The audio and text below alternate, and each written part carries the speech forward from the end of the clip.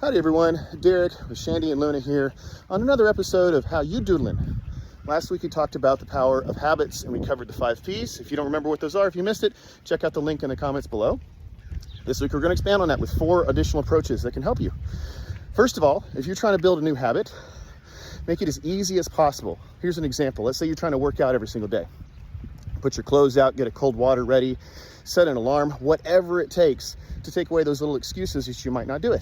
On the flip side, if you're trying to break a bad habit, remove all of the things that trigger you. So if you're trying to eat better, maybe get rid of all the junk food, maybe buy a little bit less, replace it with healthy snacks like veggie chips and fruits and veggies in the fridge.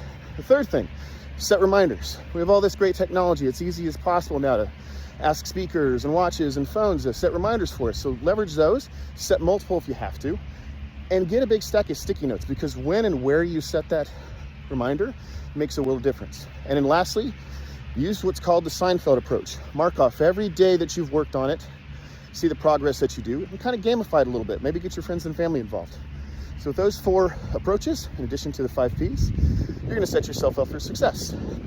And lastly, for some motivation, here's a habit-related dad joke. I kicked a nasty habit today, but for some reason, the nun wants to file assault charges against me. Thanks, y'all, and have a great weekend.